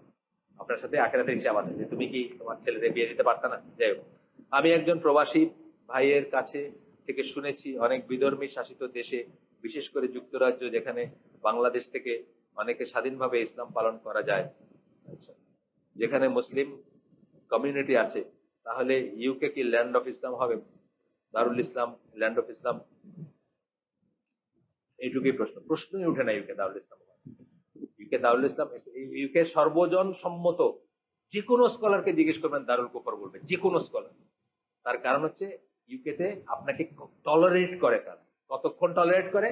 যতক্ষণ আপনি তাদের লাইনের ভিতরে থাকেন ততক্ষণ টলারেট করে। লাইনের বাইরে গেলে করে করে না। দেখছেন না একটা কি হইলো, কোথায় কে মারলো, কি করলো, হিজাব পরা, হিজাব পরার জন্য ওইখানে আলেমও ফতোয়া দিয়ে দিলেন যে এখন হিজাব না পড়লে চলবে। এটা কি ল্যান্ড অফ ইসলাম হইলো নাকি? না, এটা ল্যান্ড অফ ইসলাম। আপনাকে টলারেট করে, ওরা অনেক কিছু টলারেট করে, ওরা গেদের টলারেট করে, লেসবিয়ানদের টলারেট করে, হিজড়াদের টলারেট করে, তাদের কমিউনিটি আছে, তাদেরকে কথা বলতে দেয়, তাদের জন্য অ্যাসোসিয়েশন আছে, তাদের হিউম্যান রাইট আছে, সেই হিসাবে আপনাকে টলারেট করে। যেই মুহূর্তে লাইন ক্রস করবেন আর কোনো টলারেন্স নাই। হ্যারি পটারের একটা নায়িকা একটা চরিত্রে অভিনয় করছে, 15 বছর বয়স, সিলেটি মেয়ে, তার হিন্দু বয়ফ্রেন্ডের সাথে তার বাপ মা মিশতে দেয় না, তারে না করছে। এটা নিয়ে মেয়ে কোর্টে গেছে, কোর্ট থেকে ইনজাংশন দিতে, খবরদার মেয়েরে কিছু বলা যাবে না। টলারেট করছে আপনারা? মুসলমান টলারেট করছে ল্যান্ড অফ ইসলাম? না, ল্যান্ড অফ ইসলাম না, টলারেট করেনি আপনারা।